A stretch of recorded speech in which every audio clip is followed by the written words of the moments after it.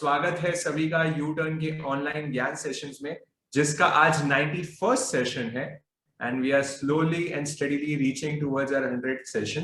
And आज 91st session में हम सेशन की शुरुआत जैसे अब हम हमारे आज के सेशन की ओर आगे बढ़ते हैं। और जैसा कि आप लोगों ने पोस्टर्स में देख ही लिया था कि साइंस एंड जैनिज्म ये हमारा और जिसमें आज नमन, क्योंकि आप लोगों को मालूम ही है रिसर्च एक्सपर्ट हमारे और साइंस, और बहुत लोग तो बहुत आजकल साधु संत और बहुत सारे लोग तो इसको जैन साइंटिस्ट की उपमा देने लग गए हैं कि बस ये जैन धर्म की साइंटिफिक रिसर्च करते करते हुए हमारे सामने नई नई प्रेजेंटेशंस लेके आता है, और जहां हमें ये और दृढ़ आस्था मजबूत करवाता है कि विज्ञान कितनी दूर से वहां तक पहुंचा है, पर भगवान महावीर ने 2600 वर्ष पहले ही कितने वैज्ञानिक तरीके से हमारे ये धर्म दिया है, इसकी खोज करते हुए हमारी आस्था को मजबूत करते हुए आज वापस एक नई प्रेजेंटेशन के साथ नमन आपके सामने आए हैं, जिसमें हम एक नोबेल प्राइज रिसर्च वाली जो फाइंडिंग्स है उसको हम यहाँ रखेंगे, और वो कैसे जैन धर्म से जुड़ी हुई है,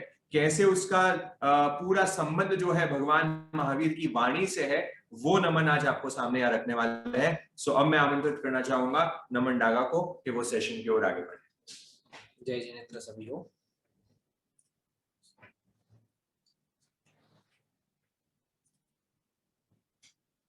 जैसा कि आप सब जानते हैं, पोस्टर्स आ ही चुके हैं आप सबके पास, तो हम इसके लिए ही शुरुआत करते हैं। और शुरू में एक बार गुरु वंदना से मैं स्टार्ट करना चाहूंगा। नवकार मंत्र है महामंत्र, इस मंत्र की महिमा भारी है। आगम में कथी गुरुवर से सुनी, अनुभव में जिसे उतारी है।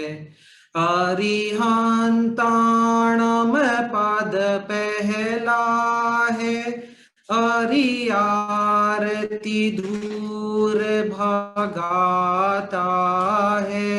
सिद्धाणम सुमिरण करने से, मन वांछित सिद्धि पाता है।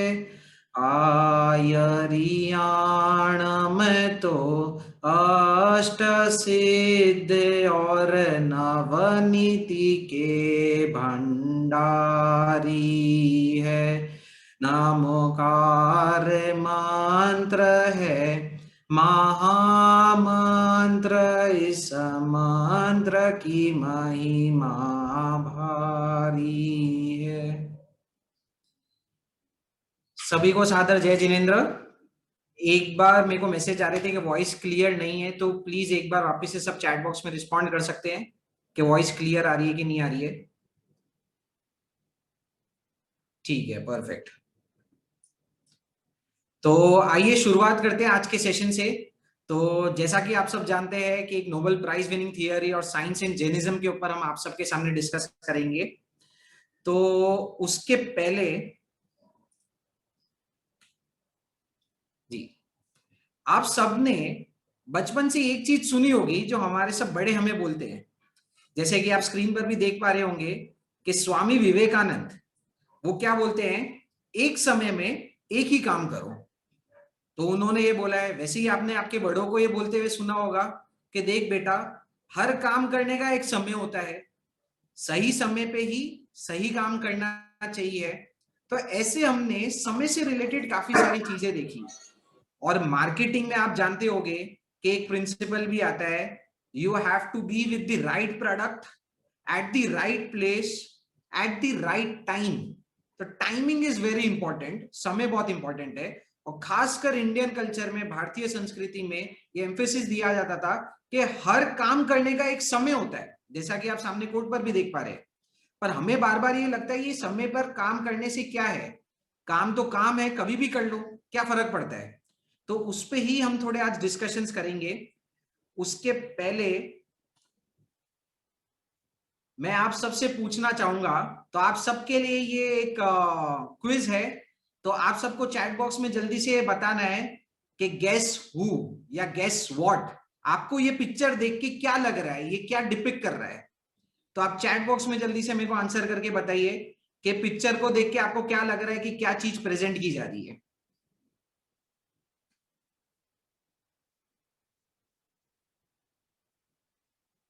जी, आंसर के आने की शुरुआत हो गई है।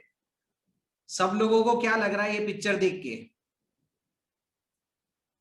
राइट, मेरे को जो आंसर चाहिए था वो मेजॉरिटी आ रहा है। तो जैसा कि आप सब लोगों ने बोला, you have got the right answer. जो पहले पिक्चर का डिपिक्शन था वो था जेट लैग का। तो जेट लैग अगर कोई नहीं जानते हो, हमारे बड़े नहीं जानते हो, मैं जानता हूं कि हमारे सेशंस में ना सिर्फ देश यानी इंडिया, बाकी विदेश से भी काफी सारे लोग जुड़े हुए हैं। तो मेरे को ये सुनने में आया है कि जैसे अमेरिका से है नीता जी जुड़े हुए हैं, आशा जी शाह है या ऊजा है, वो साउथ अफ्रीका से जुड़े हुए रहते हैं, वैसे ही बैंकॉक है और अन्य अन्य कंट्री से हमारे यहाँ पे सेशंस में जुड़े हुए हैं। खासकर ये जो इंडिविजुअल्स है जो फॉरेन कंट्रीज से हैं, वो ये फिनोमिना को बहुत अच्छे से जानते होंगे। जेट लैग का जो फिनोमिना है वो ये होता है कि जब आप कोई फॉरेन कंट्री में जाते हैं अपनी कंट्री को छोड़कर, तो आपको जैसे स्क्रीन पे दिख रहे हैं वैसी वाली चीजें होने लग जाती है।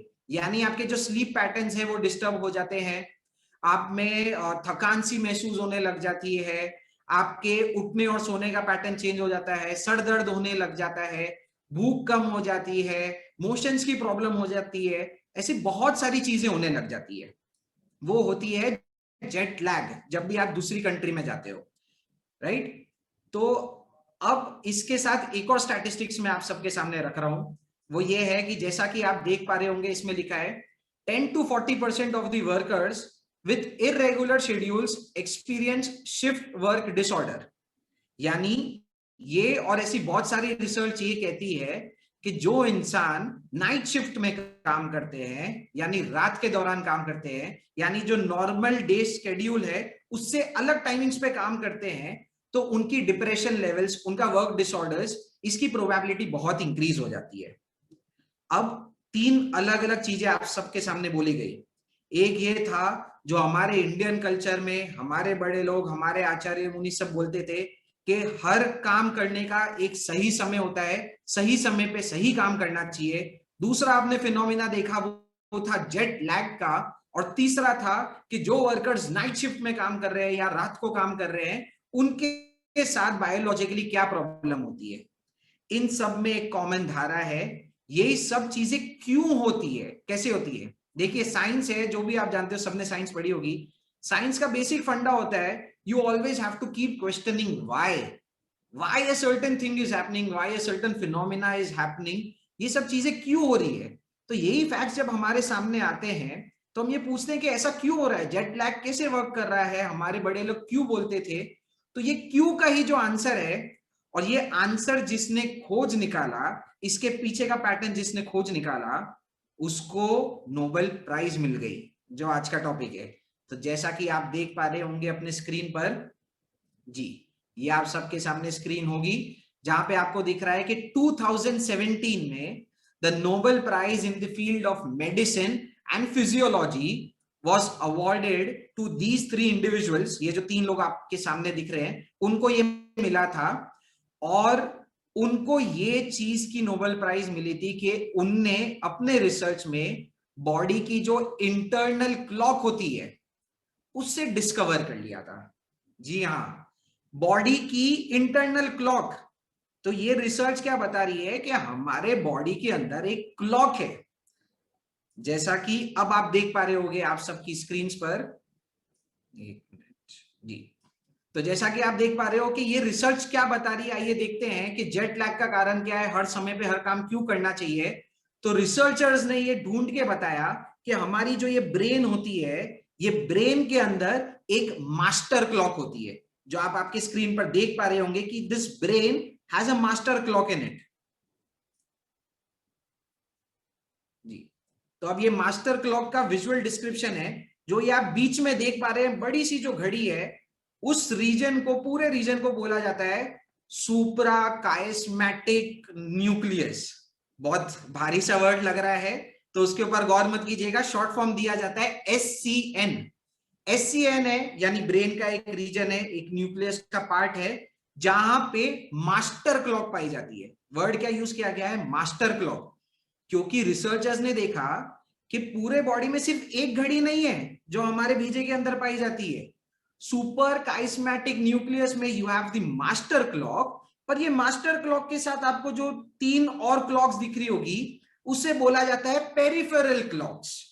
ठीक है, तो अब आप देख पा रहे होगे और डिटेल में थोड़ा जाते हैं। तो यहां पे ये पूरा डिपिक्शन बताया जा रहा है कि जहां ये मेन मास्टर क्लॉक है उसके साथ 3 अलग अलग क्लॉक्स पाई जाती है जो पेरिफेरल क्लॉक्स बोला जाता है। आप आपकी नीचे की स्क्रीन पे देख पा रहे होंगे जैसे ऑर्गन लेवल लिखा हुआ है। ठीक है, तो ऑर्गन लेवल पे लिखा हुआ है एड्रिनल ग्लैंड, थायराइड ग्लैंड, हमारा जो हार्ट है, पैंक्रियास है, लिवर है, जितना भी हमारा मसल है, गट माइक्रोबायोम है, यानी जितने जितने डिफरेंट ऑर्गन्स है ये सब ऑर्गन भी एक क्लॉक की तरह ऑपरेट करते हैं। तो अब ये समझ में आ रहा है कि सिर्फ ब्रेन के अंदर एक क्लॉक नहीं है, ब्रेन वाली जो क्लॉक है वो तो मास्टर क्लॉक है। इसके अलावा शरीर के जितने अंग है, जितने मेजर ऑर्गन्स है, वहां पर भी एक क्लॉक पाई जाती है। और रिसर्च डीप जाती है और एक अमेजिंग फैक्ट आप सबके सामने आता है जो मैंने पहले भी एक बार डिस्कस किया था, शायद हमारी बड़ी ऑडियंस नहीं जानती होगी। साइंस आज की तारीख में क्या कहता है कि ये जो हमारा पूरा शरीर है, जो ह्यूमन बॉडी है, जो आपको एक लग रही है, इकाई लग रही है, जैसे सामने आपको सिर्फ नमन दिख रहा है, तो ये नमन डागा एक एंटिटी नहीं है। Human body is not only Naman Daga single entity, but human body is a community of 70 trillion cells। जी हां, 70 ट्रिलियन। जो सबसे अमीर व्यक्ति है पूरी दुनिया में उसकी जो वेल्थ है वो है 100 बिलियन। अभी तो 200 बिलियन डॉलर तक पहुंच चुके हैं, तो ये बिलियन में भी बात नहीं होती है, ट्रिलियन में। 70 ट्रिलियन सेल्स यानी छोटी छोटी सेल से हमारा पूरा शरीर का समूह बना है। और यही आप देखोगे तो हमारे जैन धर्म में भी बोला जाता है कि शरीर बहुत जो सूक्ष्म शरीर है वो एकदम अलग है, हमें जो दिख रहा है वो स्थूल शरीर है। तो साइंस क्या कहती है, ये जो 70 ट्रिलियन सेल्स है, हर सेल की अपनी एक क्लॉक है। यानी ना सिर्फ ब्रेन में क्लॉक है, ना सिर्फ ऑर्गन्स में क्लॉक है, बल्कि हर सेल जो आपको आपके सामने दिख रही है वो हर सेल के अंदर भी एक क्लॉक पाई जाती है। अब ये क्लॉक क्लॉक है क्या? क्लॉक आप सब जानते हैं 24 आवर्स, जो हम बोलते हैं हमारे घड़ी में 24 घंटे दिखते हैं। तो साइंस में ये रिसर्च में बताया गया कि यही जो 24 घंटे हैं जो दुनिया में चल रहे हैं, जो आप आइडेंटिफाई कर पाते हो डे और नाइट की वजह से, तो पूरी सृष्टि, पूरा universe is operating on this cyclical part, that is day and night. ये 24 आवर्स में इसका विभाजन होता है। तो अब तक साइंस की ये मान्यता थी कि हम एक अलग एंटिटी है और बाहर की जो ये प्रकृति है, यूनिवर्स है, ये एक अलग एंटिटी है। पर अब ये देख के समझ में आ रहा है कि ये यूनिवर्स ऑपरेट जिस साइकिल पे होता है 24 आवर्स पे, हमारी बॉडी भी सेम 24 आवर के साइकिल पे ही ऑपरेट होती है। और बॉडी का हर एक अंग, हर एक सेल 24 आवर के साइकिल का पैटर्न फॉलो करता है। तो जैसा कि आप स्क्रीन में देख पा रहे होंगे कि ये जो क्लॉक है हमारे हर बॉडी के ऑर्गन की, आप आपके ये लेफ्ट साइड पे, मेरा जो लेफ्ट है शायद आपका राइट साइड पे होगा, आप देख पा रहे होंगे कौन से फैक्टर्स है जो ये क्लॉक को इन्फ्लुएंस करते हैं। तो जैसा कि आप देख पा रहे होंगे डे एंड नाइट, यानी जो सूर्योदय है, जो प्रकाश है और जो रात्रि का समय है, उसकी किरणें हमारे आईज के ऊपर आती है और ये आईज से ये लाइट का मैसेज हमारे ब्रेन में जाता है और ये ब्रेन में ये लाइट की वजह से क्लॉक सिंक्रोनाइज होने लग जाती है। तो ये एक फैक्टर है कि जो सूरज का प्रकाश है वो हमारी बॉडी क्लॉक को चेंज करता है। उसके अलावा दूसरे फैक्टर्स कौन से हैं? एनवायरमेंटल फैक्टर्स, यानी जो भी चीजें आप खाते हो, फूड, अन्न, जो भी आप अन्न खाते हो वो भी आपकी बॉडी की क्लॉक को इन्फ्लुएंस करता है। इसके अलावा जो भी आप एक्टिविटी कर रहे हो, यानी कार्य कर रहे हो, चाहे वो एक्सरसाइज हो, चाहे वो वर्क हो, even that is impacting your body clock. तो अब ये देखने में आ रहा है कि सूरज का प्रकाश, साथ में हमारा खाना, हमारी हर एक क्रिया हमारी बॉडी क्लॉक को इन्फ्लुएंस करती है। तो ये इतना समझ में आया, बहुत टेक्निकल सा लग रहा होगा आपको, पर आप सब जानते हैं कि डिस्कस हो रहा है, होता है कि कभी कभार बोर भी होने लग जाता है, पर जैसा कि आपको बताया गया, ये चीज तो मैंने एकदम ऐसा समझो सरफेस लेवल पे आपको समझाई है, पर ये थियरी कोई आम थियरी या आम फैक्ट में आप सबके सामने नहीं बता रहा हूं। जैसा कि लिखा गया था, it is a Nobel prize winning research. ऐसी रिसर्च जिसको कौन सी कैटेगरी में डाला गया है, अगर आपने हेडिंग ढंग से देखी होगी, this Nobel prize was for the category of medicine, यानी चिकित्सा, आरोग्य के लिए ये थियरी को अवार्ड मिला है, तो इसके पीछे कुछ ना कुछ तो कारण होगा। तो वही कारण हम यहां समझने की कोशिश कर रहे हैं। तो अब जैसा कि हम देख पा रहे हैं, जो मेन पार्ट है कि एक्चुअल में ये बॉडी क्लॉक है, अब समझ में आ गया कि क्लॉक तो है, पर ये क्लॉक फंक्शन कैसे करती है। तो आइए इसको साथ में मिलकर समझते हैं। तो क्लॉक का जैसे बताया गया, अब इस क्लॉक को नाम दिया जाता है सर्केडियन रिदम। नाम नोट कर लीजिएगा, इसे बोला जाता है सर्केडियन रिदम। ये सर्केडियन रिदम साइंटिस्ट ने ऑलरेडी प्लांट किंगडम है, जो हम वनस्पति बोलते हैं, और जो एनिमल किंगडम है, उसमें ऑलरेडी ये सर्केडियन रिदम डिस्कवर हो चुकी थी। वो ये बोलते थे कि ना सिर्फ सृष्टि पर बल्कि जितने एनिमल्स है, जितने प्लांट है, वो ये सर्केडियन रिदम यानी 24 आवर साइकिल को फॉलो करते हैं। और अब ये नोबेल प्राइज इसलिए मिला क्योंकि उनने देख लिया कि ये सेम चीज हम ह्यूमन बींग्स, हम मानव के ऊपर भी लागू होती है। तो अब वो लागू होती है, तो इसका इंटरप्रिटेशन क्या है, इसका इफेक्ट क्या है, इसका इफेक्ट आप सब सामने देख पा रहे होंगे। तो हम इसे समझते, देखिए सुबह 6 बजे का जो टाइम है, अब आपको पूरी क्लॉक समझाई जा रही है कि 24 आवर साइकिल, यानी आपकी बॉडी में पूरे 24 घंटे में क्या क्या गतिविधियां होती है। तो बताया जा रहा है कि जैसे ही सूर्योदय होता है, और हमने देखा कि सूर्योदय यानी जो लाइट है, that light is an influencing factor of your body clock. तो what does light does to your body and each and every organ and each and every cell.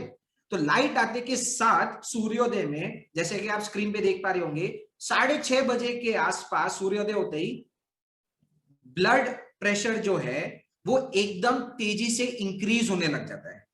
जी हाँ, आप सब जानते होंगे बहुत सारे लोगों को बीपी की प्रॉब्लम होती है, पर ये वो वाला नहीं है। नॉर्मल जो ब्लड प्रेशर है जो हमारी बॉडी में है, वो शार्पली राइज करने लग जाता है जैसे ही सूर्योदय होता है, सूर्य की किरणें हमारे ऊपर पड़ती है, हमारा ब्लड जो प्रेशर है वो एकदम शार्पली इंक्रीज होने लग जाता है।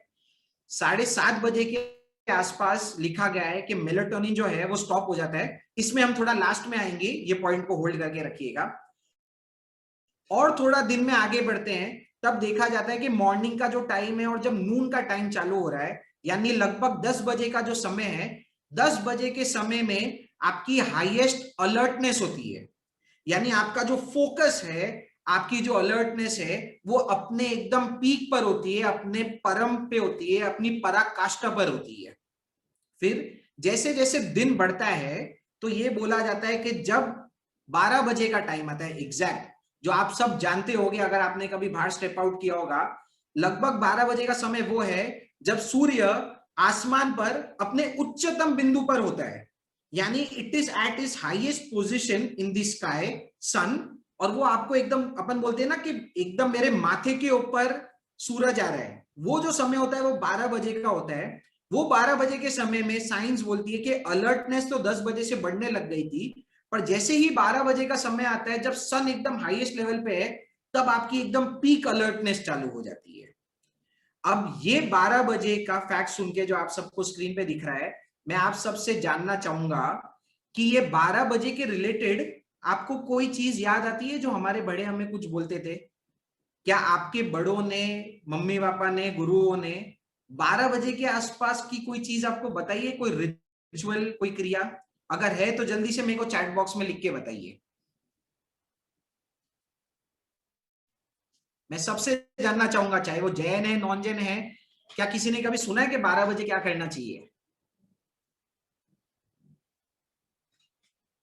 यस, वेरी गुड, बहुत सारे लोगों का मैसेज आ रहा है। तो मतलब आपके जो माता पिता है, गुरु है, वो काफी नॉलेजेबल है लगता है। उनने तो अब तक आपको बताया था। अच्छा, इतने अलग अलग आंसर। लोगस बोला गया है don't drink water, don't step out, और बाहर नहीं जाना है, मेडिटेशन करना है। तो ऐसे वेरिड आंसर आए। शुरू शुरू में तो सिर्फ लोगसा दिख रहा था, तो आई गेस सिर्फ जैन लोग अप्लाई बोल रहे थे। फिर मेरे को दिख रहा है जैसे ओजस्वी है, उसने रिप्लाई करना चालू किया, तो हमें मालूम पड़ रहा है कि हिंदुइज्म में भी क्या बोला जाता है।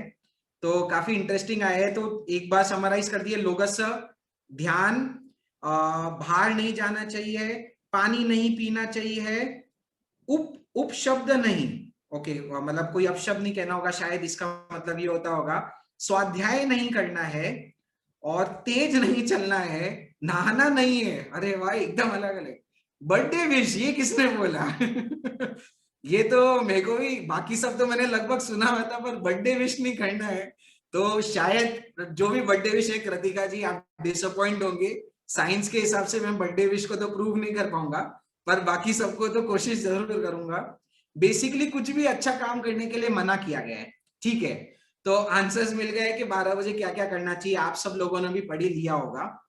तो ये जो चीजें हमारे बड़ों द्वारा हमें बोली गई है, जो अब तक शायद हम जैसे जो युवा थे, जो इंटेलेक्चुअल बीइंग्स थे, जैसे बचपन में हमारे साथ हुआ, क्योंकि आप सब जानते होंगे अब तो कि हम लोग बॉम्बे से बिलोंग करते हैं, तो it is metropolitan city, one of the biggest cities in India, और काफी हम बोले जाते कि हम इंटेलेक्चुअली एडवांस्ड है।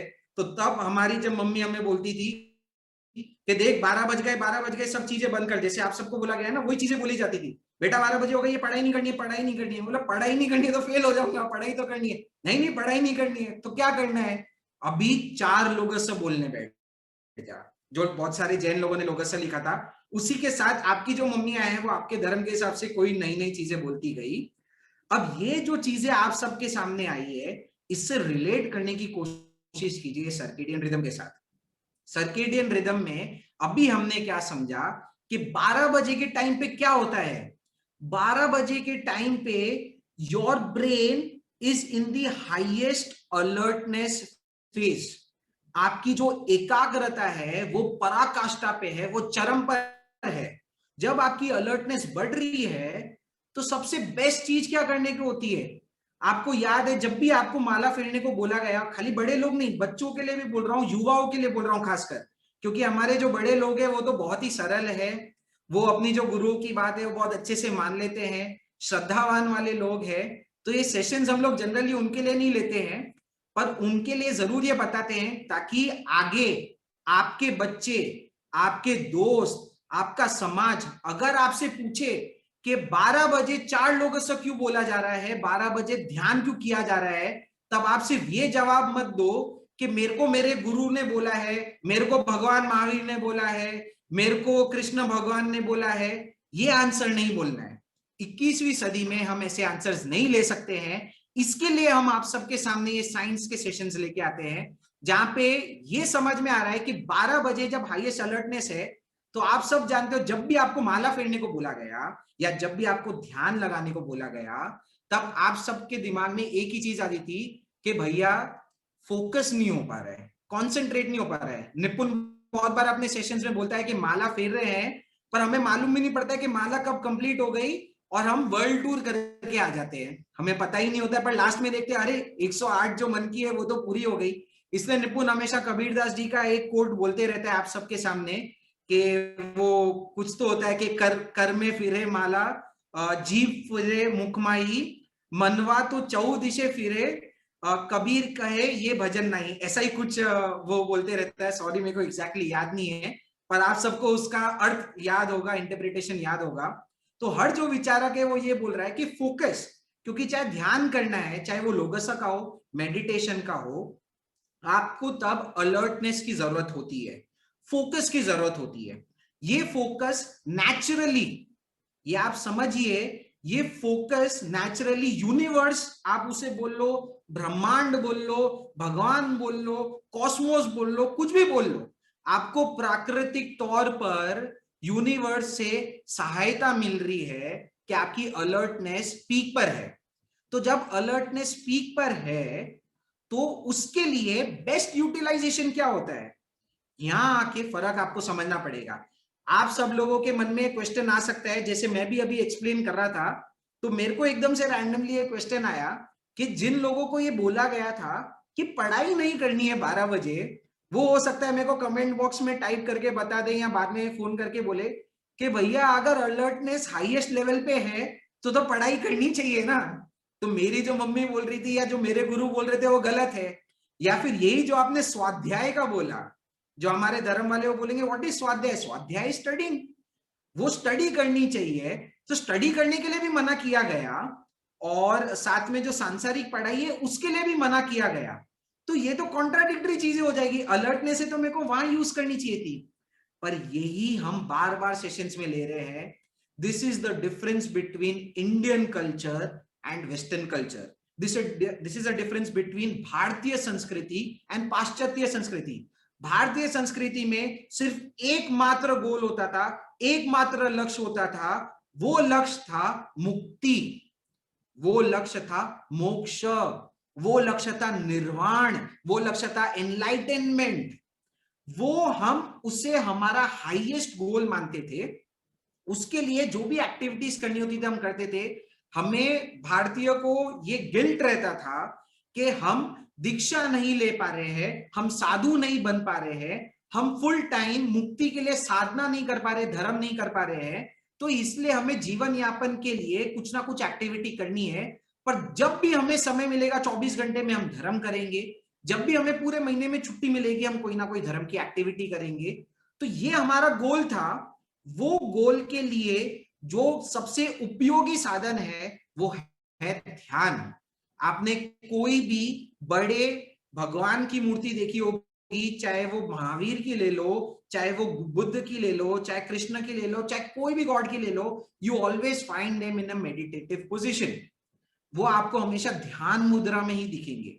तो वो ये बताता है कि ध्यान आपका लास्ट स्टेज है। It is the best tool to achieve meditation. वो ध्यान जब आपको करना है तो सबसे ज्यादा जो आपको सहायता चाहिए होती है वो होती है फोकस की, वो होती है अलर्टनेस की। और यही फोकस आपको 12 बजे के समय में नेचुरली मिल रहा है।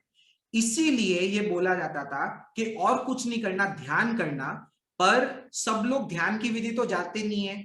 आप सब लोगों ने कोई मेडिटेशन कैंप्स कर नहीं रखे होंगे। इसलिए हमारे यहाँ पे हमारे बड़े ये बोलते थे कि जो भी चीज आपको आती है, लोगस्सा आता है, 4 लोगस्सा का ध्यान है, वो कर लेना। शब्द भी क्या बोला जाता था? 4 लोगस्सा का ध्यान, 4 लोगस्सा का कायोत्सर्ग। तो लोगस्सा बोलना नहीं है, लोगस्सा के ऊपर ध्यान करना है, चिंतन मनन करना है। तो it was a form of meditation.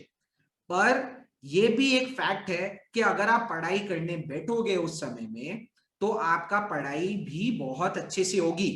पर क्योंकि हमारा कल्चर ये है कि जब भी हमें बेस्ट पॉसिबल कोई चीज मिलती है, जो हम हमारा परम लक्ष्य है मोक्ष, उसको पाने का प्रयास करते हैं। इसलिए ये समय में जो साधक इंसान है, जो स्पिरिचुअली इंक्लाइंड है, वो ये चाहेगा कि ये समय को मैं यूज करूं ध्यान में, ना कि कोई सांसारिक क्रिया में। इसलिए ये चीज को हमारे यहाँ पे बोला जाता था कि 12 बजे ये एक्टिविटीज करनी है। आई होप आप सबको एक क्लैरिटी आ गई होगी। बहुत गौर से आपने सुना होगा, लिखा होगा।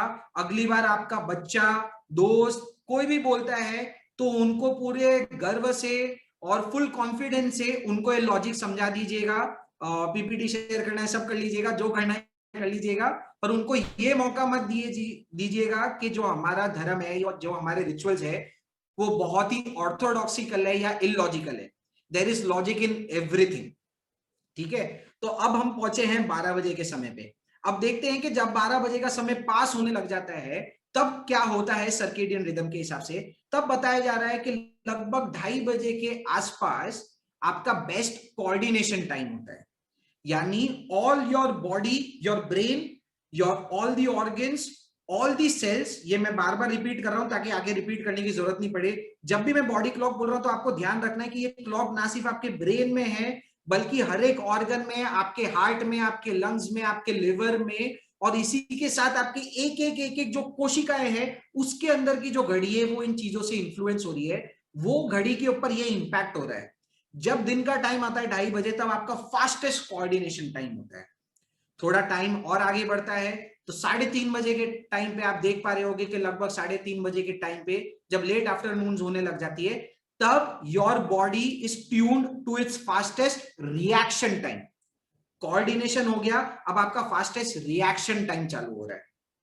फिर 5 बजे के आसपास आपके बॉडी में क्या गतिविधि होती है कि जो आपकी कार्डियोवैस्कुलर, यानी जो आपका हार्ट है, कार्डियो जिसे बोला जाता है, तो ये कार्डियोवैस्कुलर की जो क्षमता है, इसकी जो एफिशिएंसी है, और साथ में आपकी बॉडी की जितनी मसल्स है, उसकी जो स्ट्रेंथ होती है, उसकी जो ताकत होती है, वो ग्रेटेस्ट होती है, वो अपने पीक पर होती है। यानी 5 बजे के आसपास आपका हार्ट, आपके लिवर, आपका गॉल ब्लैडर, इंटेस्टाइन्स और जितनी मसल्स है, ये सबसे ताकतवर पोजीशन में होती है।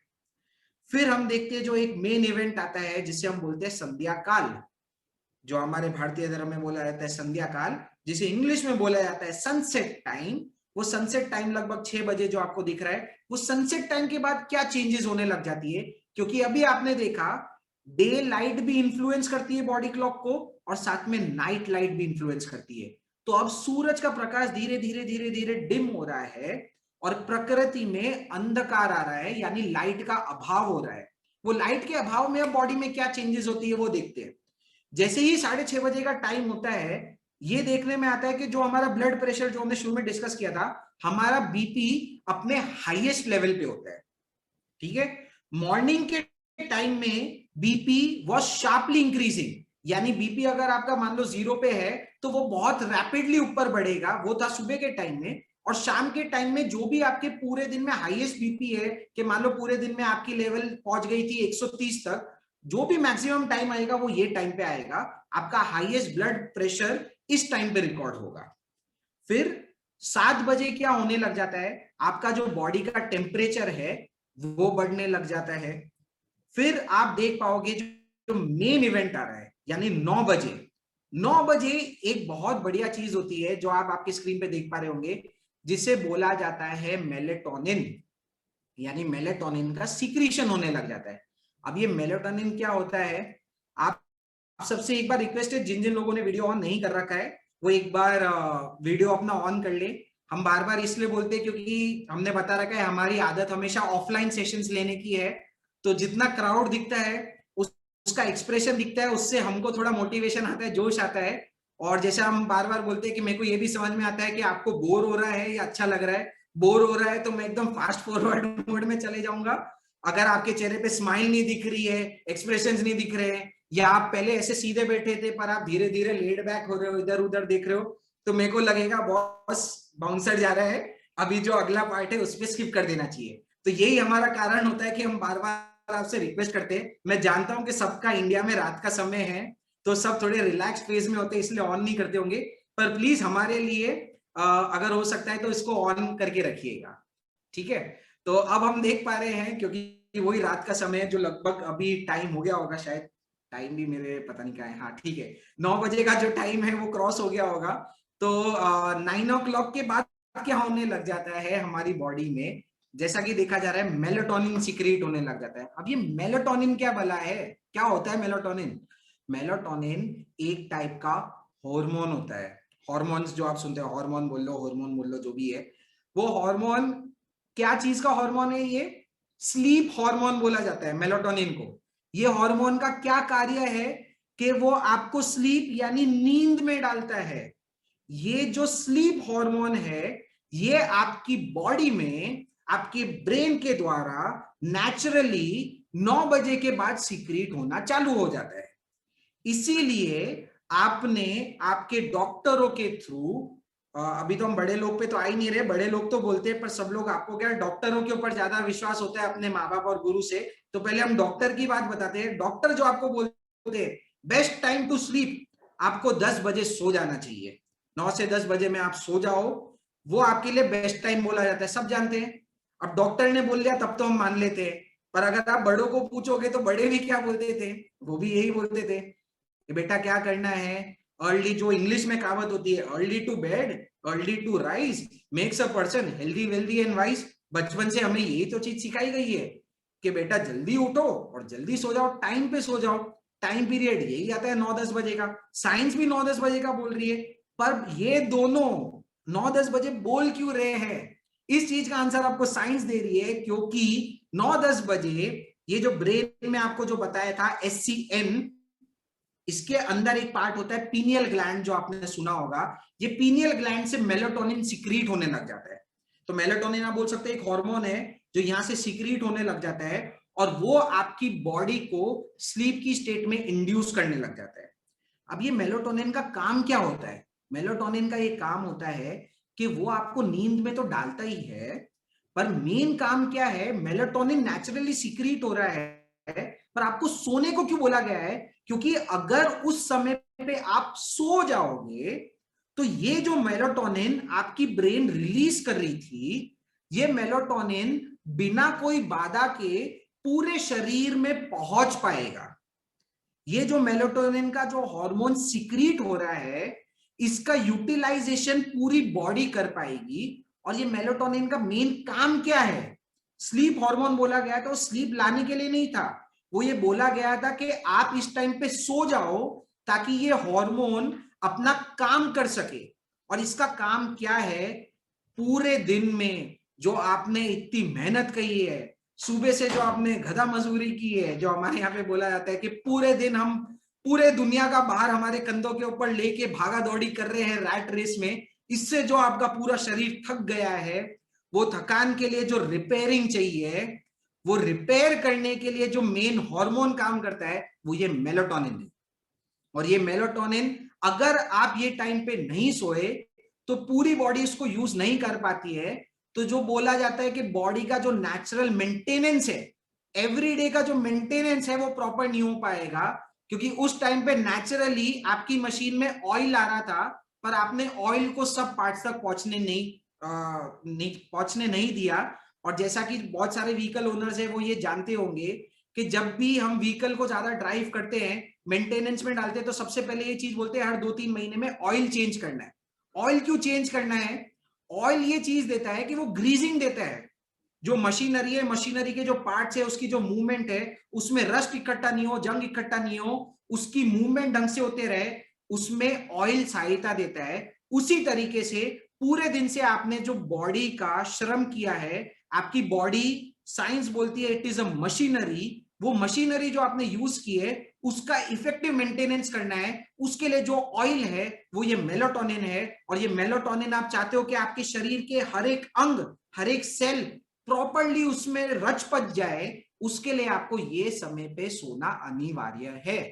That is why doctors and elders advise you to sleep at this point of time so that you can use this naturally secreted melatonin. ठीक है, तो अब ये मेलाटोनिन तो हो गया। अब देखते हैं कि मेलाटोनिन हो रहा है, सीक्रेट हो रहा है, तो अब क्या होता है रात्रि के समय, जब 2 बजे का समय हो जाता है रात में, तब क्या होता है कि जो आपकी जो बॉडी है वो अपनी डीपेस्ट स्लीप में चले जाती है, जिसे हम बोलते हैं ना एकदम गहरी नींद। तो आपकी बॉडी के जो सबसे गहरी नींद लेने का समय है वो है लगभग 2 बजे के आसपास। और फिर आप देख पाओगे कि डीप स्लीप जब कंप्लीट होती है तो सुबह जो 4:30 बजे का समय है, तब आपको स्क्रीन पे दिख रहा होगा लगभग 4:30 बजे के समय बॉडी का जो टेम्परेचर है वो अपने लोएस्ट पे होता है। ठीक है, जो सनसेट के टाइम आप देख पा रहे होगे जो बॉडी का टेम्परेचर हाईएस्ट था 7 बजे, वो 4:30 बजे पहुंचकर लोएस्ट बॉडी टेम्परेचर हो जाता है, यानी आपकी बॉडी एकदम कूल डाउन रहती है। अब 4:30 बजे के बाद क्या होता है? 4:30 बजे तो आप एकदम लो पे पहुंच गए थे, पर जैसे ही 4:30 बजे का समय आगे बढ़ने लगता है तो आपका बॉडी टेम्परेचर ऑब्वियसली लोएस्ट पे है, तो मान लो अगर वो 10 पे होगा तो उसका टेम्परेचर इंक्रीज होने लग जाता है। अब वापिस से मैं आप सबसे चाहूंगा कि यही 4:30 बजे या 4 बजे के आसपास आपने आपके बड़ों से क्या रिचुअल सुना है, मेरे को चैट बॉक्स में लिखकर बताइए कि सुबह 4-4:30 बजे के आसपास आपके बड़े, मम्मी पापा, गुरु, दोस्त, यार दोस्त कुछ बोलते हैं कि आपको करने को, तो मेरे को लिख के जरूर बताएं। जल्दी उठो। ठीक है, उठने को बोला जाता है, मेडिटेशन के लिए बोला जाता है, ब्रह्म मुहूर्त बोला जाता है, प्रे करने को बोला जा रहा है, जो पढ़ना है पढ़ लो। पढ़ाई तो आ ही जाती है कहीं ना कहीं। सिर्फ अपने मम्मी पापा को तो एक ही चीज पे फोकस है, दिन का टाइम है पढ़ाई करो, शाम का टाइम है पढ़ाई करो, रात को सोने के पहले पढ़ाई करो, सुबह उठो पढ़ाई करो, सिर्फ पढ़ाई में अपनी जिंदगी निकाल दो। कोई भी टाइम हो शायद पढ़ने का, तो हमारे मम्मी पापा हमेशा बोलते ही होंगे हमें। जी हाँ। अच्छा, इतने सारे मैसेज आ गए, सॉरी, जब तक मैं बोल रहा था तब तक 18 या 20 मैसेज और आ गए। ब्रह्म मुहूर्त, पढ़ाई, ध्यान, जी वो सब चीजें वापिस से आ गई है। तो यही चीजें अब तक वापिस से, जैसे आपने 12 बजे के बारे में सुनी होगी, सुबह के बारे में सुन रखी है, जिसके लिए मेन बोला जाता है ब्रह्म मुहूर्त। जो वर्ड यूज किया गया वो आप सब लोगों ने सुना होगा। ब्रह्म मुहूर्त मैंने पहले भी पहले के सेशंस में एक बार डिस्कस किया था। अगर किसी को याद नहीं होगा, नए मेंबर्स जुड़े हुए होंगे, तो मैं वापस से उसके ऊपर इलैबोरेट करना चाहूंगा, क्योंकि मैं चाह रहा हूं कि एक एक चीज जो है वो हम ढंग से समझे, लॉजिकली समझे, फिर उसे हमें अपने जीवन में उतारना है कि नहीं उतारना है, वो आपका सेल्फ चॉइस है। ठीक है, information is always very good, पर जो उस इंफॉर्मेशन को यूज करता है वो आगे बढ़ता है। पर ऐसा नहीं हो कि जानकारी के अभाव में आप कोई चीजें करना बंद कर दो। तो हमारा ये प्रयास है कि जहां तक वो जानकारी मिले और सही जानकारी मिले। तो ये ब्रह्म मुहूर्त क्या होता है, सुबह 4:30 बजे क्या हो रहा है, ब्रह्म मुहूर्त आप देख पा रहे होगे, वर्ड क्या है, ब्रह्म और मुहूर्त। मुहूर्त आप सभी जानते हो, मुहूर्त वापिस से क्या आ गया, समय आ गया, टाइम आ गया, उसके ऊपर ही तो हमारा सेशन है, समय के ऊपर। और ब्रह्म क्या होता है, हिंदू धर्म में ब्रह्म को ब्रह्म भगवान बोला जाता है। ठीक है, वो आपने सुन रखा है कि ब्रह्मदेव होते हैं। अब ये ब्रह्मदेव का मेन कार्य क्या है, ब्रह्म को बोला गया है जिनने सृष्टि की रचना की है, यानी Brahma is always associated with creation. तो Brahma is nothing but your creative forces. तो सुबह के टाइम 6:30 बजे ब्रह्म मुहूर्त का मतलब ये होता है कि आपकी बॉडी, आपके ब्रेन की जो क्रिएटिव एबिलिटीज है, the ability to create something is at its highest. कि आप जो चाहो आप वो क्रिएट कर सकते हो। वो इस मुहूर्त से कहना, आपको बताना चाहते थे कि ये एक ऐसा मुहूर्त है, ये एक ऐसा समय है जब आप खुद ब्रह्म की तरह हो जाओगे। जिसने इस पूरे ब्यूटीफुल संसार की रचना की है, वो उनकी जो ताकत है, वो ताकत आपको मिल जाएगी इस समय पे। तो वो ये बताना चाहते थे कि क्रिएटिव फोर्सेस है। ये देखो ब्रह्म को और कैसे कैसे रिलेट किया जाता है। इंग्लिश वर्ड आपने सुना होगा गॉड, ठीक है, और हिंदू धर्म में आप सुनते होगे त्रिदेव बोला जाता है। इसलिए 3 का आपने बहुत बार आंकड़ा सुना होगा, त्रिदेव हो जाता है, त्रिमूर्ति हो जाता है। हमने लास्ट लॉकडाउन में हमारे सेशन लिया था साउंड के ऊपर, तब हमने पावर ऑफ 3 को बताया था। तो लोगों के इतने सारे मैसेज आए थे कि 3 से क्या क्या चीज होती है। लोगों को क्रिएटिवली याद आ रहा था, यही जो हम घड़ी की भी बात कर रहे हैं, जो सर्केडियन रिदम है, क्लॉक है, इसमें भी तो 3 अंग है, एक सेकेंड है, एक आर है, एक मिनट है। तो पूरी सृष्टि में देखने जाओगे 3 चीजें मिलती रहती है। हिंदू धर्म में क्या बोला गया, ब्रह्मा, महेश, विष्णु, यानी ब्रह्म, शिव और विष्णु। अब ये ब्रह्म को क्या बोला गया, क्रिएशन। शिव को क्या रिप्रेजेंट किया गया, वो महाकाल है, वो रौद्र है। शिव क्या करता है, तहस नहस कर देता है। शिव अगर एक्टिवेट हो गया तो तांडव मचा देता है और पूरी सृष्टि को डिस्ट्रॉय कर जाता है। तो Shiva is destruction, Shiva is the end. And what is Vishnu, Vishnu को रखा जाता है बीच में। विष्णु को बोला जाता है प्रिजर्वर, यानी मेंटेनेंस। जो विष्णु होता है वो मेंटेन करता है। ये हो गया 3।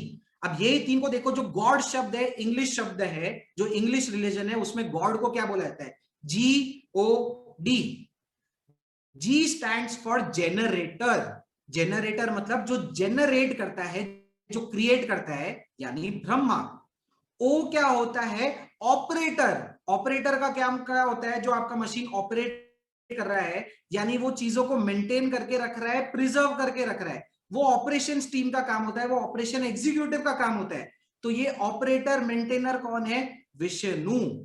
और डी क्या होता है, आप सबने गैस कर ही लिया होगा, डी इज डिस्ट्रॉयर। तो वही डिस्ट्रॉयर हमारे यहाँ पे शिव बताया गया, जो डिस्ट्रक्शन एबिलिटी है। तो आप ये 3 लोगों को एक्चुअल भगवान मान सकते हो, ब्रह्मा, विष्णु, महेश। वैसे ही गॉड को एक्चुअल गॉड मान सकते हो।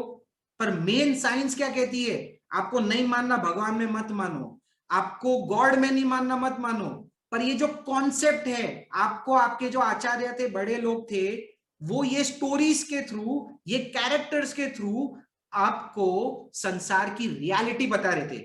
They wanted you to know there are three fundamental forces in universe. One is generating force, that is known as creative forces. Second is operative maintenance forces. And third is destructive forces.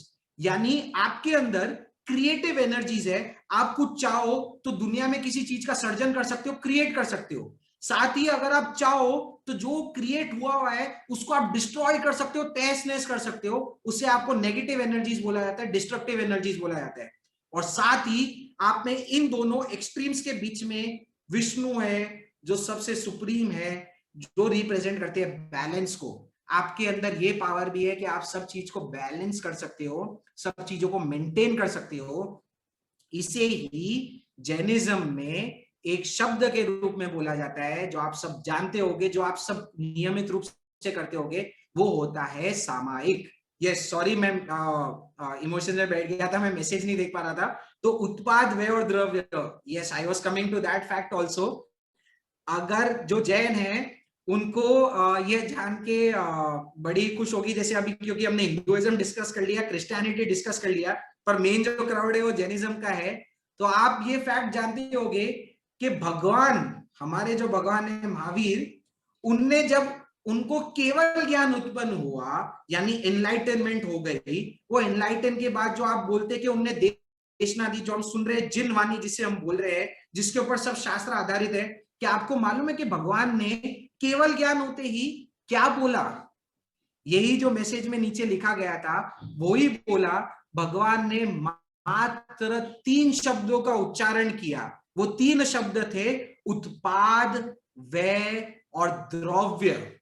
जी हाँ, आपको तो अब लग रहा होगा कि भैया फिर ये क्या है? आप लोग पूरे दिन कभी उत्तरायण शास्त्र की बात करते हो, कभी दशवे कालिक की करते हो, कभी स्थानांक जी की करते हो, कभी नंदी सूत्र की करते हो, तो ये इतने आगम क्या है? ये आगम तो है, पर यही 3 शब्द का इंटरप्रिटेशन इतना डिटेल था कि इसके ऊपर बुकों की बुकें लिखे गए, शास्त्र के शास्त्र लिखे गए, ग्रंथ के ग्रंथ लिखे गए. पर भगवान ने सिर्फ 3 शब्द बोले थे, उत्पाद, व्यय एंड द्रव्य. Now what is this? Same ही तो चीज है. उत्पाद यानी उत्पन्न होना, क्रिएशन, जेनरेशन. व्यय क्या होता है? खत्म होना, डिस्ट्रक्शन. और द्रव्य क्या होता है? द्रव्य वो होता है जो द्रव्य है, ध्रुव है, शाश्वत है, एवरलास्टिंग है, इनफाइनाइट है, मेंटेनेंस है, प्रिजर्वेंस है. वही विष्णु है, वही ऑपरेटर है, वही अल्लाह है, वही क्राइस्ट है. आपको जो नाम देना है दे देना, पर नाम से मतलब नहीं है. इसलिए बार बार बोला जाता है, हमें गुरुजी से सिखाया गया है कि हमें गाथाओं के ऊपर ज्यादा फोकस नहीं करना है. गाथा तो सीखनी है, शब्द के ऊपर फोकस नहीं करना है, शब्द के अर्थ के ऊपर फोकस करना है. हमारा जो एम्फोसिस है ये रटन विद्या पे नहीं है, जो साइंस बोलती है, जो हमने भी बार बार सीखा है. You are not there for rote learning. सबने 3 इडियट्स की मूवी देखी, सबको अच्छा लगा. क्यों अच्छा लगा? क्योंकि बताया गया कि वहां पे जो रट्टा मारता है वो मेन कैरेक्टर नहीं है, वो सक्सेसफुल नहीं होता है. जो एक्चुअल में जो चीज पढ़ाई गई है उसके अर्थ को समझ पाता है और उसको यूज करता है ह्यूमैनिटी के लिए, वो सक्सेसफुल होता है. फांगसुक वांगडू जो भी है वो आमिर खान, वो फेमस होता है. पर कहीं पे भी ये नहीं बताया था कि चतुर फेमस नहीं है. चतुर ने भी रट्टा मारा, तो ऐसा नहीं है कि आप रट्टा मारोगे तो कहीं नहीं पहुंचोगे. चतुर को भी आपने देखा ना कि वो जब आया इंडिया में तो वो भी अपनी गाड़ी लेके आया था, अपनी गाड़ी ड्राइव कर रहा था, फॉरेन में था. यस, बाबा रणछोड़ दास जो है वो हमारे आमिर खान है, और जो हमारे चतुर है वो हमारे रट्टे वाले इंसान है, रोट लर्निंग वाले है. तो कभी भी ये गलतफहमी में मत रहना कि रट्टा भी वेस्ट है. देखो रट्टा भी बहुत आगे पहुंचाता है. मेरे को बचपन से मेरे सब दोस्त लोग रट्टा किंग बोलते थे. मेरे को पदवी मिली थी रट्टा किंग की. मेरी इतनी अच्छी एबिलिटी थी, आपने मेरे को कोई भी चीज दे दी ना, word to word, sentence to sentence, alphabet to alphabet, मैं पूरा रट्टा मार सकता हूं.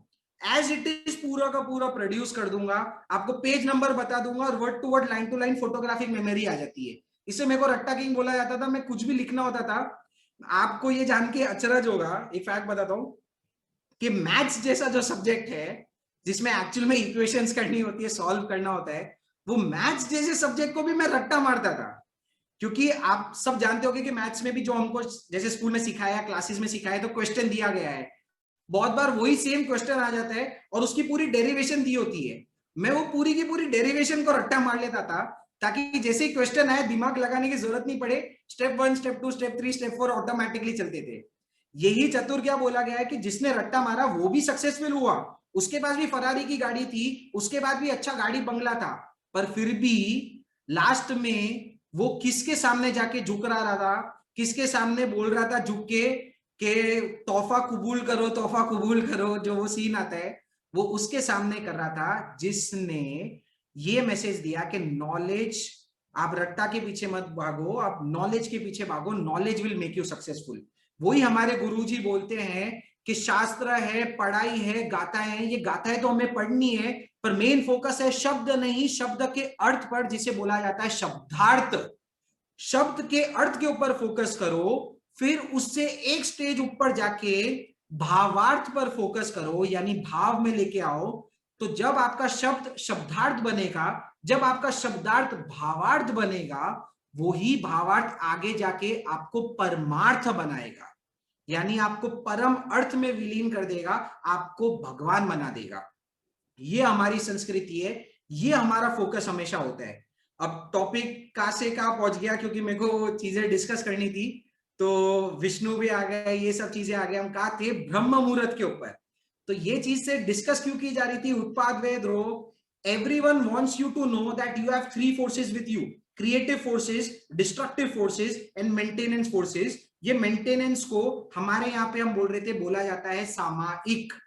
सामायिक का लिटरल मतलब क्या होता है, संभाव। संभाव का मतलब क्या होता है, बीइंग न्यूट्रल, न्यूट्रल रहना, ना मेरे को राग करना है, ना मेरे को द्वेष करना है, ना मेरे को अच्छा महसूस करना है, ना मेरे को बुरा महसूस करना है, मेरे को समभाव में रहना है। वो समभाव ही होता है मेंटेनेंस। वो बैलेंस में जब हम रहते हैं, तब हम हमारी आत्मा को ऊपर बढ़ाते हैं, कर्म को नीचे लेके जाते हैं, और हम ये जो कर्म के साइकिल को तोड़ के एक्चुअल में भगवान बन जाते हैं।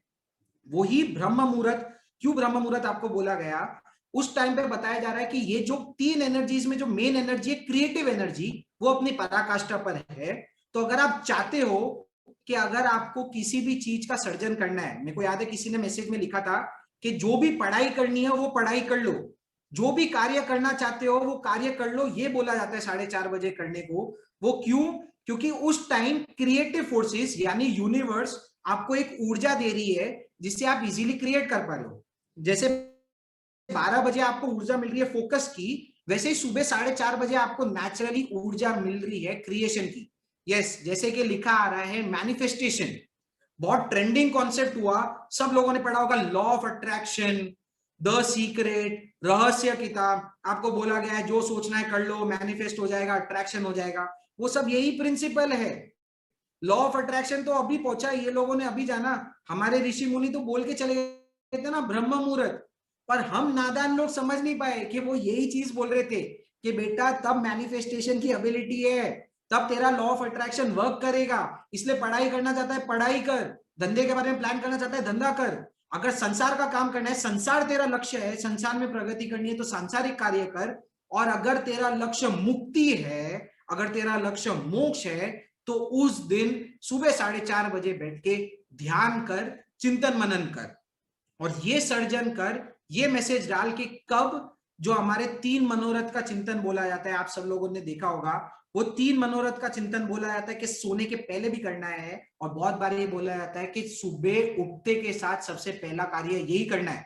आपके बड़े यही बोलते हैं कि जैसे ही सुबह उठे भगवान का नाम ले लो, नवकार मंत्र बोल लो, कुछ भी बोल लो, क्योंकि वो जानते हैं उस दिन उठते ही आपके अंदर क्रिएटिव एबिलिटी है। मैंने जैसे ही 3 मनोरथ का चिंतन किया, वो 3 मनोरथ लॉ ऑफ अट्रैक्शन वर्क करने लगेगा, मैनिफेस्टेशन वर्क करने लगेगा, और वो चीजें जो मैं यूनिवर्स में डाल रहा हूं वो रियलिटी बन जाएगी, मेरी रियलिटी बन जाएगी। इसलिए उसे ब्रह्म मुहूर्त बोला जाता है कि आपके अंदर वो ताकत है, आप वो टाइम के लिए ब्रह्म बन पा रहे हो, तो वो यूज करना है। साइंस क्या बता रही है उस टाइम पे, वो यही बता रही है कि लोएस्ट बॉडी टेम्परेचर था, अब बॉडी टेम्परेचर इंक्रीज होने लग गया। तो इसलिए बोला जाता है कि आप सुबह उठ जाओ, क्योंकि 4:30 बजे के बाद आपका बॉडी टेम्परेचर बढ़ने लग गया है। बॉडी टेम्परेचर क्या होता है? टेम्परेचर आप खुद जानते हो, व्हाट इज टेम्परेचर? जो आप देखते हो थर्मामीटर में मापते हो तो वो क्या दिखाता है? वो आपकी हीट को बताता है। And what is heat? Heat is nothing but energy. जो तापमान है, हीट है, वो एनर्जी देता है। और आप जानते हो सब चीज एनर्जी से तो चलती है। आप खाना क्यों खा रहे हो? क्योंकि खाना आपको एनर्जी देता है। हर चीज करने के लिए हमें एनर्जी चाहिए। साइंस के हमने सेशंस में सुना था, हमने एक कोट आपको बताया था कि साइंटिस्ट ने क्या बोला था, if you want to find the secrets of universe, think in terms of energy, frequency and vibration. Albert Einstein बोलता है एवरीथिंग इज एनर्जी, इसलिए E is equal to mc square famous हुआ था। यही सुबह जब आपका बॉडी टेम्परेचर बन रहा है, बढ़ रहा है, तो बढ़ने के साथ क्या है, जैसे जैसे हीट बढ़ रही है तो आपके बॉडी के अंदर ऊर्जा आ रही है। हीट और टेम्परेचर के साथ आपके पास ऊर्जा आ रही है। वही ऊर्जा तो है क्रिएटिव पावर, वही तो क्रिएटिव एनर्जीज है, वही ब्रह्म है, वही उत्पाद का टाइम है। इसलिए बोला गया कि उस टाइम पे जो आपको कार्य करना है, आपका अगर लक्ष्य है तो मेडिटेशन करो, पढ़ाई करो, जो करना है करो, पर उस टाइम पे सोते मत रहो, उठ जाओ। ये नेचुरल चीजें जो अवेलेबल है उसका उपयोग करो। तो आई गेस आज का समय हमारा इस पे ही हो गया है। और मैंने ये जो पूरी साइकिल है सर्केडियन रिदम की वो कवर कर ली है। पर जैसा कि आप टॉपिक पे देख पा रहे होगे, अभी तो क्या बोलते हैं, वो फेमस डायलॉग होता है ना, पिक्चर तो अभी बाकी है मेरे दोस्त। तो ये तो अभी पिक्चर की शुरुआत थी। अभी तो आपको सिर्फ साइंटिफिक एंगल बताया है कि सर्केडियन रिदम क्या है, क्लॉक क्या है। पर हमारा टॉपिक क्या था? Jainism and science. अभी तो साइंस का पार्ट हल्का सा डिस्कस किया है। जैनिज्म क्या है, ये दोनों थियरी कैसे रिलेटेड है, हमारे भगवान क्या बोल के गए, शास्त्र क्या बोल के गए, आगम क्या बोल के गए, ऋषि मुनि क्या बोल के गए, वो हम सब नेक्स्ट सेशन में आपके सामने लेने का प्रयास करेंगे। हम मेरे पास स्लाइड्स बनी हुई होता है, तो मैं आपको जो बोलते हैं ना कि ट्रेलर देना है, तो शायद ट्रेलर भी होता है तो दे देते हैं। कि जैसे अगला ही आने वाला है साइंस एंड जैनिज्म है। आप स्लाइड्स देख पा रहे हो कि हम बहुत सारा जो डिस्कशन है वो ये गाथाओं के रूप में करने वाले हैं। तो छोटा सा मैंने आपको ट्रेलर दे दिया है ताकि एक्साइटमेंट बिल्ड हो जाए। और अगर आपको इंटरेस्ट हो, अगर जिसको देखो सिर्फ जो डॉक्टर में विश्वास करता है और अपनी साइंस के ऊपर ही विश्वास करता है, तो उसको मैंने साइंटिफिक थियरी दे दी है। ये साइंस के आधार पर भी मैंने आपको बता दिया है कि हमारे रिचुअल्स कैसे है। तो ये थियरी समझ के भी आप आपकी बॉडी को रेगुलेट कीजिए, अपनी गतिविधि को कीजिए। जो आपके बड़े लोगों ने आपको बोला है कि हर कार्य करने का एक समय है, वो समय पर ही कीजिए। इतना तो आपको साइंस से भी भरोसा हो गया होगा। अब भगवान की वाणी के ऊपर भरोसा लाना है और देखना है, उसके लिए अहोभाव लाना है जिन वाणी के लिए। तो हम वो नेक्स्ट सेशन में आपके साथ डिस्कस करने का प्रयास करेंगे। क्या लिखा है, मेलाटोनिन सिक्रेशन स्टॉप्स बाकी है। हाँ तो वही, अच्छा वो सिक्रेशन वो बताया था कि वही जो सुबह जो रात को 9 बजे सिक्रीट हो रहा था, वो जो सुबह 7:30 बजे का टाइम है उसमें वो सिक्रीशन बंद हो जाता है। तो इसलिए बोला जाता है कि ये टाइम पे आप सोते रहो ताकि मेलाटोनिन यूज हो रहा है। ठीक है, तो अब हम ऑफिशियली सेशन का एंड करेंगे।